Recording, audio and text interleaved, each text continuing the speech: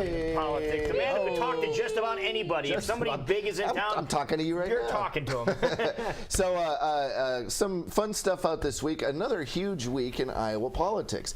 Some people say, like the folks with CNN and Fox and C-SPAN, Wall Street Journal, Time Magazine are all coming in this week because Polk County Democrats dinner is tomorrow night. Governor Martin O'Malley is there. Senator Jim Webb is there. Hillary Clinton is not there. But it is being now considered the start of the race. They're saying that event, and of course we have a lot of Republicans in town this week. But this morning, just want to throw a quick shout out to Mr. John Pemble. And Rachel, if you want to put up the first photo, this is from an article that came out this morning on Iowa Public Radio. John Pemble did a nice little piece on courting Des Moines, and there's us, Taylor and Rick Griffith, filming in the Capitol, a movie about the caucus race. So just wanted to say a special thanks to John for running that. Do you folks here on Great Day, do you guys watch the show Scandal?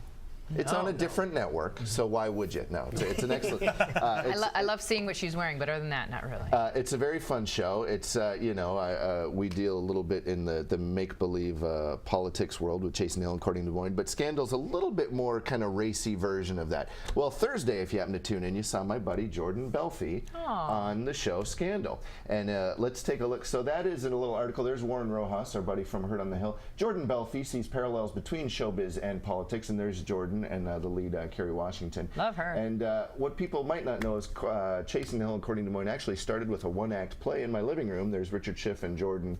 Back in the day, we read a little play, and you can see I need a haircut like I do. Oh, and there's Jordan. That's from the sailboat. That was a 4th of July. Again, looks like I need a haircut there. But anyway, so if you haven't seen Scandal, this Thursday, you saw Jordan playing a congressman on the show, and he says that he used Anthony Weiner as his inspiration. Well, he's inspired many of us. That helps to know a little backstory. There's a joke in there that was inspired by. No. Anyway, moving on. You get it. But I wanted to talk about Scandal a little bit today because some of the actors from Scandal, Tony Goldwyn and Keith Carradine, and some of the other folks on the show, just did a piece produced by a group called the Creative Coalition for Michelle Obama's group Joining Forces about Veterans Affairs. And this we're about to show is it's a slightly edited version. I think it's 9-minute version is at the Creative Coalition website. But let's take a look at some of the actors from Scandal talking about Joining Forces and Veterans Affairs. Our military service members, veterans and their families, shoulder the burden of protecting the entire nation. Michelle Obama and Dr. Jill Biden have joined forces with the public and private sectors, including Blue Star families, to launch a nationwide initiative called Joining Forces, which ensures that the men and women engaged in service and coming home, and their loved ones, have the tools required to flourish in life. A lofty goal, yes, but an obtainable one. How? Joining Forces brings attention to the unique needs and strengths of America's military families. Joining Forces inspires, educates, encourages the rest of us to assure that those who've served have the opportunities, the resources, and the support they've earned. Joining Forces showcases the skills, experience, and dedication of our service members, veterans, and their families, whose contribution then emboldens our nation's communities. Joining Forces has a remarkable track record of providing opportunities for our homeward bound service members and their loved ones. Through the Military Spouse Employment Partnership, over 65,000 wives and husbands have been hired by a total of 266 employees. More than 100 colleges and universities have signed on to Educate the Educators, a Joining Forces program that prepares teachers to become fully engaged in the social, emotional, and academic needs of children in military families. Classrooms become more inviting, school cultures more compassionate. And of course, a great idea spreads. Legislatures in all 50 states have committed themselves to the Military Child Education Compact, enabling them to support military-connected students from kindergarten onward. Joining Forces produced Wellness Week alongside the Association of American Medical Colleges, the Center for Deployment Psychology, the American Psychiatric Association, the American Nurses Association, and others. Also, last June, Michelle Obama announced the Mayor's Challenge to End Veteran Homelessness. Since then, a multitude of mayors, governors, and county execs have committed to finding housing for all veterans. Yes, all, by the end of this year.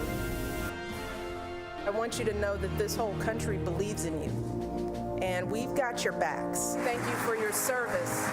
Thank you for your sacrifice. Thank you for your unending commitment to our country.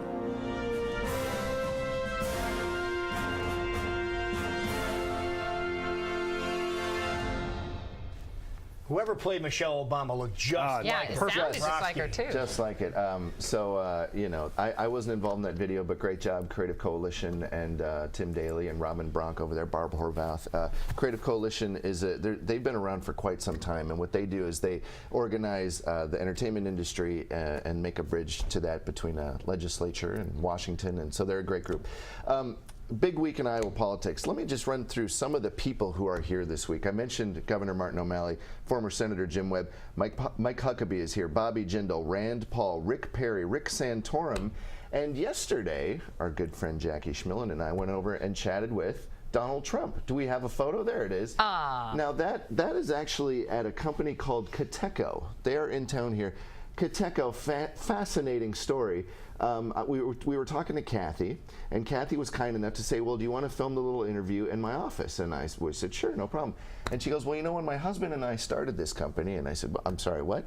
She goes, yeah, well, it was in the early 80s, and with our bowling team, in our spare time, we started this company that now has a 166,000 square foot build facility. They make medical products. Yes, I've been there. Okay, They have 600 employees, and they started it with their bowling team, and it was a very small family, small-run business, and now it's this big monster. So anyway, huge thanks to Cateco for having us. Donald Trump had a very busy day here yesterday. They did a press conference on the plane, then he went and spoke at Simpson College, and he went to the legislature, and then was kind enough to carve out a little space at Cateco for us, so thanks to him. And it looks like we have time right now. We showed a clip of Congressman Loebsack a couple weeks ago. Here is a quick little thing I wanted to push one more time. How many times you talk about congressional pay cuts? It doesn't happen very often. Here's a sitting congressman talking about cutting his own pay. Let's take a quick look. You're working on a piece of legislation that I think is fascinating.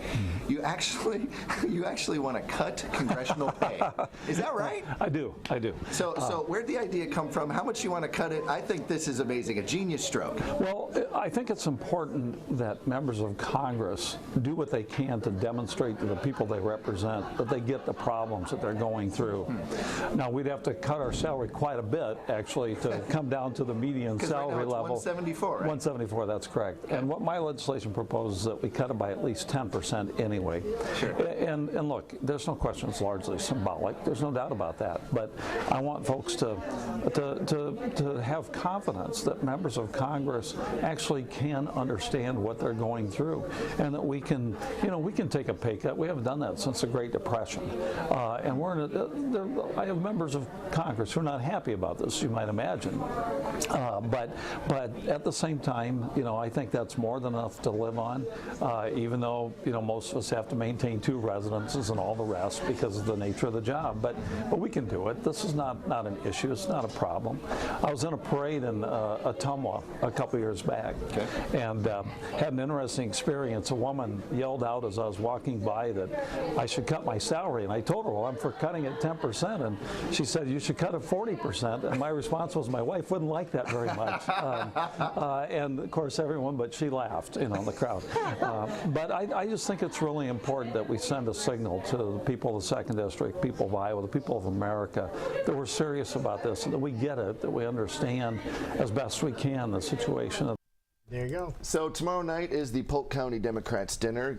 Media from all over the country, and I think some of them are carrying it live, so definitely check that out. At 7:05, they're actually auctioning off a signed poster from Corning Des Moines. It's all happening, guys, and it started right here. It's You're happening. in the center of it all, man. Sunday morning, 11:30, you'll see me chatting with Senator Chuck Grassley and Senator Tom Harkin, so that's a fun little history of Iowa politics. But thank you guys, as always, for having me. Good job, man, as always. Thank you, Brent. We'll be back. You're watching Great Day live.